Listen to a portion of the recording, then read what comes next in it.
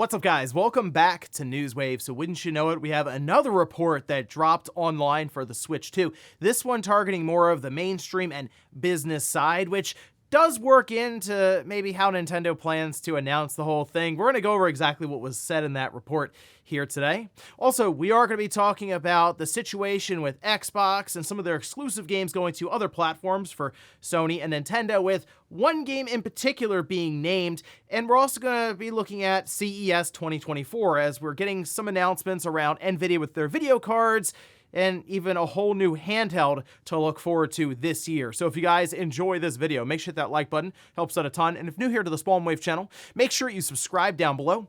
And we're gonna start today with Horizon Forbidden West on PC, as now we have more information, a trailer, and even a roundabout release window for the game. But we have this, of course, posted up by Nvidia, as they were sort of placing it next to some of their video card announcements with all kinds of features being tapped. But this is the Horizon Forbidden West Complete Edition. It will be using Nvidia DLSS 3, Reflex, and DLAA, as they mentioned here, delivering the ultimate PC experience. Now, the Complete Edition does include Burning Shores, which is the expansion that I enjoyed quite a bit. And like, the game itself already looks really good on the PlayStation 5. I will say, though, having to go down to that 30 FPS mode, the fidelity mode, it's not great for it, but they did work to fix a lot of the shimmering with the 60 FPS mode. However, talking about the PC version, you wouldn't really deal with any of that. You would just use your super powerful GPU and just push that thing completely to 144 frames, 4K. Either way, you're probably going to get a much better looking game, which is amazing to consider the fact that it already looked really good on the PS5, if of course you have the PC to be able to push it. But it's exciting stuff. Again, this is Sony's strategy we've seen time and time again. Release it on PS5 first, then like a year or two later, drop it onto PC. So we'll just hang out and wait for the exact release date. At this time, still early 2024. Also, there was a bit of excitement in the Final Fantasy community around the idea that Final Fantasy XIII could see a port or maybe a remaster to different platforms. This kind of started from Reddit, which this posting here points out that over on Square Enix's press website, there appears to be a coming soon section that has Final Fantasy XIII sitting there for PC, and people then speculated that that could be a Final Fantasy XIII remaster that maybe also finds its way to current platforms with the Switch, the PlayStation 5, and maybe a native Xbox Series version, as currently you can play it through backwards compatibility with things like auto HDR and like a resolution bump. And I still think that's probably the best way to play it, although the PC version has been kind of fixed up, and of course the community did a lot of modifications to it to get it to an acceptable level is what I'll say. But unfortunately, this schedule has been there for years now, and I don't think this says anything other than Square Enix should really do some maintenance on their website for the press section with their coming soon games. So, hey, I'm somebody who I think enjoyed 13 more than most. I remember when it came out on the 360 and the PS3, it was a big deal for the Xbox getting Final Fantasy, but came at a cost as they didn't have Blu-ray technology in their Xbox 360, so things like the cutscenes looked crushed in motion, and of course it came on multiple discs, whereas with the PS3 it was just one Blu-ray. But I wouldn't mind seeing Square Enix go back and maybe doing a remaster for 13, but I don't think that's happening anytime soon. I don't think this listing is any indication that it's happening. Oh, and we did get a sales update for Hogwarts Legacy in 2023. We can see this is posted up. This is over on Variety with the exclusive, with Hogwarts Legacy crossing 22 million copies sold by the end of 2023, with approximately 2 million of those units selling during the December holiday season. Now, Warner Brothers does appear to be kind of all in, I guess, now on the Harry Potter IP for gaming, as they are working on a Quidditch game, and apparently a bunch of other surprises according to some of the executives there. And it makes sense. You sell over 20 million copies of a game in a year, you're probably going to continue doubling down on it. So obviously, I'm sure there's a sequel that's being started up or even worked on now. And unfortunately, for how long it takes for games to be developed, it's probably going to be a while before we see it. But yeah, turns out the Hogwarts Legacy, the Harry Potter game, sold really, really well. I don't think that's shocking anyone, though. And guys, with some of the quick news out of the way, let's get into the bigger stuff. Let's start right away with this new Switch report that was getting passed around quite a bit yesterday, and many people were sending it to me because I think there's a bit of excitement to see that, or those words, on a mainstream news site like CNBC, who did an entire column for it. And okay, so you can see the report here right at the top. Nintendo's expected to launch the Nintendo or the Switch 2 console this year. Here's what to expect. And in this report, they go over what they believe to be Nintendo's plans to launch this new hardware this year. And they go around to a bunch of analysts in the space, like Ampere, for example, is tapped for this. And they essentially say everything that we have figured so far. For example, they're expecting the Switch to launch, or the Switch 2 to launch in Q4 of 2024. Sir Kentoto also popped up, which, remember, he made the prediction from Kantan Games. This was with GamesIndustry.biz, that there would be a new system launching from Nintendo this year, saying that the original Switch is now almost 7 years old, sales are down, so it's absolutely high time for a new Nintendo system this year. We also have Piers Harding Rolls, who's a research director of games at Ampere Analysis, expecting the launch of the Switch, again, fourth quarter of this year. And Atul Goyal, who's the managing director at Jefferies, saying that if sales were poor during this recent December quarter, the new device could actually come out as early as spring or summer. But if it's sold well enough or up to expectations, Nintendo could actually push that release out to, you guessed it, the fourth quarter, coinciding with the holiday 2024. I think the more interesting part are that analysts are already chiming in on how the Switch 2 is going to sell compared to the current Switch. In fact, this analyst here, Nathanson, says that the Switch 2 is unlikely to match or surpass the Switch, arguing the current Nintendo console benefited from people buying gaming consoles while staying at home during the COVID-19 pandemic. And I mean, that's yeah, I could see that, because Animal Crossing definitely benefited from that. I don't know if the next Animal Crossing is going to reach the 40 to 50 million range in terms of overall sales, but it is funny to consider the fact that we're already talking about sales for this new system when we don't even know what it looks like or what the actual function is. We figure it's going to be an iterative concept, as in it will still retain that hybrid model, but that they'll maybe, we assume, add better hardware, more updated hardware, so it's more capable in terms of the games that it will be able to run, and then maybe a wrinkle or two in here. Now, the reason that this in particular is something worth paying attention to is when you have mainstream larger outlets like this covering it, and they do lean into the business side of things for investors. Nintendo obviously is going to notice this kind of stuff and kind of the talk that it starts to churn up here. And I think Nintendo in general is very, very aware that they have to make the announcement at the correct time, which is actually why I still think March makes the most sense for them to close out the fiscal year so that they can try to hit their 15 million, I believe, is their current projections for the fiscal year they're in now. And that means they have to have a pretty good quarter currently too to get there, because yeah, December sales, I mean, in general, the Switch, go figure, the sales are declining for it. I mean, feels like everyone has one at this point who wants one.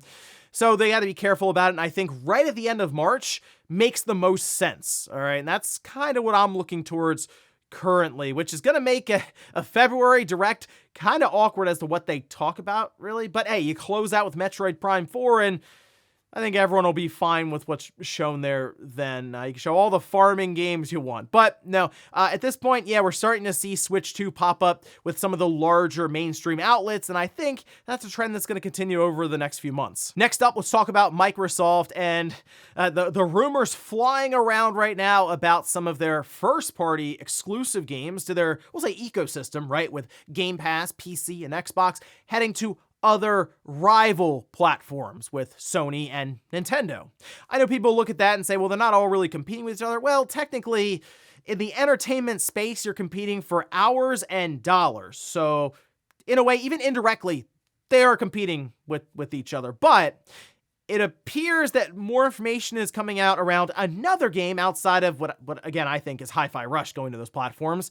And that has to do with the potential for Sea of Thieves making the jump. Now, this originally for Tale came from Jeff Grubb over on his Twitch stream and YouTube stream, where he does an entire show going over some of the news in games. So make sure you check him out there. But we can see this. This is actually transcribed over on VGC, where Jeff says, Sea of Thieves, I'll say I've heard that was one that might be coming to other platforms. When I first started hearing these rumors, I was like, this is probably about Sea of Thieves, because I've heard that could come to Switch and PlayStation. Now, to follow up here, Stephen Totillo over on GameFile says the source, Xbox has considered bringing hit Sea of Thieves to PlayStation. Quote, Microsoft has looked into launching its hit Xbox and PC multiplayer pirate game, Sea of Thieves, on PlayStation. A source familiar with plans for the port tells GameFile. Now, Steven doesn't necessarily mention Switch as a landing spot for Sea of Thieves in this article, and then he also goes on to say that they're unable to verify if Sea of Thieves to PlayStation is still an active plan for Microsoft, as that could have been something that was just kind of thrown around or even started work on, but then they decided to scrap it. So we would need a more up-to-date source, whether that's just Microsoft themselves announcing it or maybe another report coming out around this, because ever since Nate dropped that news on his podcast, it's been a ridiculous amount of speculation, arguing, and people just trying to figure out what exactly Microsoft is doing. So it might not be a bad idea for Microsoft to start talking here soon, and I guess the good news is we're expecting them to have a developer direct presentation next week, and that might be a good starting point for them, whether it is announcing that Hi-Fi Rush is going to other platforms or just getting some announcements out there for games that we can expect in their ecosystem for 2024. They just got to start saying something, and here's hoping that they have some good stuff to say next week. Next up, let's talk about CES 2024 with Nvidia showing up with a bunch of new video cards. Now, we already knew that they were going to show up with like one or two, as they had not only teased it, but some of the specs leaked out there online for the 4080 Super, but it appears there are a bunch of different cards coming out and some even being discontinued. So sort of just an overall refresh of their line of 40 series cards. But we actually have this here. This was posted up originally, I saw, by The Verge, who went over everything. But there's also an entire trailer that was made by Nvidia showcasing these cards. So, for example, the RTX 4080 Super is $1,000, coming out January 31st. It's 1 to 5% faster than the RTX 4080, but it's going to be $200 less. So, technically, a price drop, I guess, for it then, and kind of stick the Super logo on it. Okay, sure. Then we have the RTX 4070 Ti Super.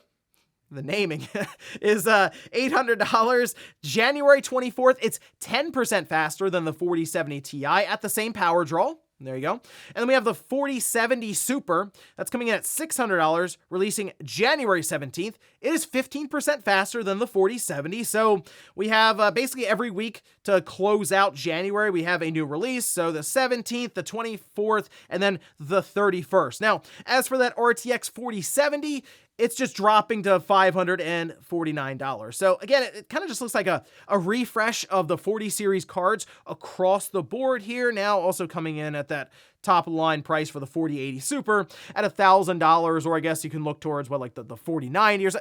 For most consumers, you start at the 4070 and you work up depending on your price range. But this is kind of what Nvidia is doing now, is while the AMD is of course competing with them, Nvidia is just out there seemingly competing with themselves to take the 4080, cut it down, and then basically remove that from listings. Okay, here comes the 4080 Super. They're just kind of doing what they want, and honestly, their stock price along with AI is completely backing them up here. So it's unfortunate, because for me, the golden age of video cards is when we were seeing cards come out doing some impressive things at like the $150 to $200 mark. And that is old news now. So the enthusiasts, I guess, took over. I don't know. I feel like a lot of enthusiasts look at these cards and go, is that it? Like, it just isn't as impressive as a jump anymore. And again, diminishing returns, I guess that's kind of working into video cards, but we'll see what Nvidia has for us next year, maybe with the 50 series. This, again, kind of a stopgap or just sort of a refresh of their current 40 series cards. And in our last bit of news, let's talk about a new handheld that has been officially unveiled. Although it did leak prior, the MSI Claw. We went over some of the leaked details, but now we can go over it in full here. And we'll start with some of the features. It's going to be using that Intel Core Ultra 5 or 7 CPU, and it will utilize Intel upscaling technology. It's a 1080p 120Hz 7-inch LCD, so it will not be an OLED panel, but it'll fall more in line with what's in the ROG Ally, for example. It will have 16 gigabytes of RAM. There'll be different variations for storage, 512 gigabytes, SSD, of course, or 1 terabyte SSD. It'll have a fingerprint reader, micro SD card slot, Thunderbolt 4 through USB-C, and a headphone jack. The battery comes in at 53 watt hours, so they claim 2 hours at full power in AAA games. So if you just take this system and push it to the max to play one of the graphical showcases in your Steam library, for example, it should hold out for 2 hours. But if you play something that's less demanding, you should get I would say a much better experience in terms of battery life compared to the ROG Ally that's coming in at 40 watt hours. But we do have to see how that Intel Core Ultra holds up when it comes to efficiency for gaming. It will be running Windows 11 it has like this custom MSI software on top. Again, it's what we see with like ROG, right? They kind of put something over top of Windows, just try to make that experience a bit more seamless. This is something I think Microsoft really has to lean into at this point with how many of these handhelds are showing up. Build out Windows so it's more agreeable, we'll say, with the handhelds and the controls and the screens and setups. It will be starting at $700. It can work up to $750 from what I've seen. It does look similar to me, just looking around it, to the ROG Ally, although it is a little heavier. And almost the entire back is a vent, and this plays into what MSI has mentioned when it comes to the cooling setup, as really trying to keep everything flowing through from the bottom out the top. And apparently it'll just keep the entire system much cooler that way. So we'll see, again, with thermals and everything. This is expected to release next month in February. Now, the big thing here to me is I'm glad they did something different than go with AMD, as we've already seen it done. Like, if this had that AMD Z1 chip in there, I'd say, well, okay, we kind of already know what it's going to be capable of. But now this Intel Core chip with Intel's upscaling technology, I'm genuinely curious to see some of these comparisons, and maybe Intel getting into the sector along with AMD still working out their technology, and then maybe Nvidia finds their way in. That's what I really want. Have all these companies just fighting it out to create the best chip for a handheld like this in a market that is still fairly young, still fairly niche. I'd like to see this really expand and explode into a thriving market, because these handheld PCs, for what they could eventually become, I mean, it's just really cool to have that as an option. So the MSI Claw, we'll see it next month. Then, I don't know, maybe I'll pick one up and we can check it out here on the channel. Very, very curious about the disassembly and some of the internals on that device too. And before we go to the comment of the day, we're taking a look at the poll that I posted up yesterday, where I ask, have you played Sea of Thieves? Okay, 4% play it frequently. All right, 28% say, yes, I've played it only once or twice. 68% say, no, I've never played Sea of Thieves. Interesting. Now, obviously, there could be plenty of people who are just not interested in it. Also be people who maybe just don't have access to it. I get that's got to be Microsoft's mentality right now. Looking around, what do we feel has the most potential? Hi-Fi Rush, I think that has a ton of potential, just outright sales, but also Sea of Thieves, because it's still a popular game online. It is their, live service game with seasons and, yes, microtransactions, but it still has a continuous base that plays it daily. So if they can open it up to PlayStation users, to Switch users, there's probably a bunch of people who've never tried it that would, and maybe they would hop on board with it as well. But I'm curious about how Microsoft's going to proceed here over the second half of this generation, because it does seem like they're realizing they have to look outside of just Xbox or even Windows to get more people invested in their ecosystem by selling these games to people on other platforms. It's going to be interesting. We'll see how it turns out. And we'll finish up with the comment of the day, as you're seeing here. This is from Princess Peach saying, now they're just adding Spyro to COD Warzone. So they have added like Crash Bandicoot skins to Warzone. From what I remember, you get like I think a gun that's outfitted for Crash, and that's not a terrible idea, actually. People obviously joking about it. there's a lot of people who play Warzone, and you just need more people to be aware of Spyro. So I would do collaborations all over the place, especially now. Microsoft owning Activision Blizzard, they should have some kind of Spyro-themed thing going on with Halo Infinite, have it going on in COD Warzone. Just look around at Sea of Thieves. Anything that has a large player base that continues to play the games, yeah, work in cosmetics, or hey, put Spyro in COD, let him run around with the with the M16 or something, and you can try to win Warzone with a bunch of friends, and there's just a purple dragon sitting there at Extraction at the end. And ladies and gentlemen, that's gonna do it here for Newswave. If you enjoyed this video, guys, hit that like button. If not, hit the dislike. Leave comments down below about everything we talked about here today.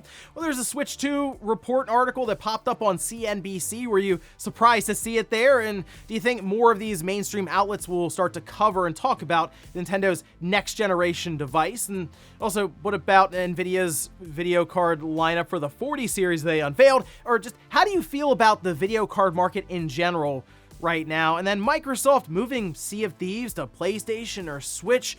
What other games do you think Microsoft could be moving over to different platforms? Thanks guys for watching, and I'll see you next time.